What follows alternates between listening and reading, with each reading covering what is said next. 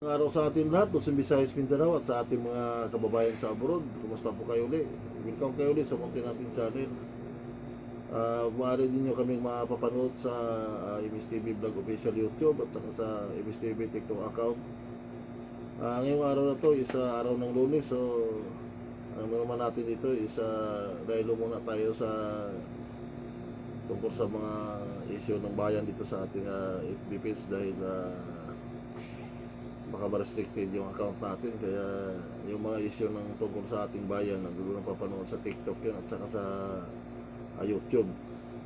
Dito sa di kasi pwede dito sa FB page, kaya lipat tayo ng area.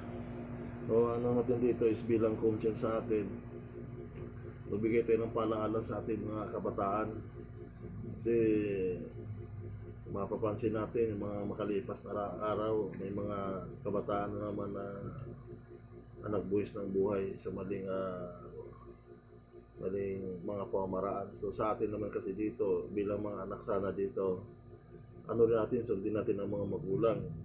Yung mga magulang natin kung minsan hindi na tayo naasikaso dahil palagi na sa trabaho, kaya kung ano mga pinagkabalahan nila para lang sa kinabukasan. Ang ginawa naman ng mga magulang natin, hindi ibig sabihin na pinabayaan tayo. So unawain natin kasi ang ginawa ng mga magulang para din sa ating mga anak, para sa kinabukasan natin, dahil ayaw naman nila na yung naranasan nila is maranasan din natin. So ang nangyayari kasi dito, kung ang ibang mga natin dito, mga kabataan, pag napabayaan ng mga magulang dahil nga busy sa mga trabaho, ang pagkakaintindi na nila is hindi sila mahal ng mga magulang nila, kaya kung na-invite kung anumang grupo, sama-sama na naman na hindi na mainaalam kung anong grupo,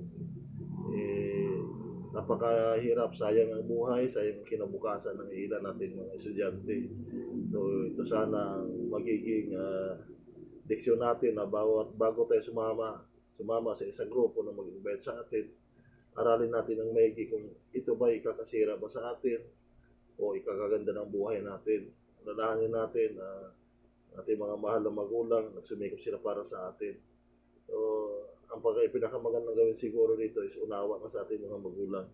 May mga problema tayo na minsan sa mga maglob natin, kasapin natin yung mga magulang natin sa ganung paraan naman na maiwasan naman yung mga hindi magandang bagay. Sa atin naman bilang paalala, kasi kawawa yung kinabukasan ng ating mga kabataan. Sana maging aral ito sa lahat. Maraming salamat at mabuhay po tayong lahat. God bless.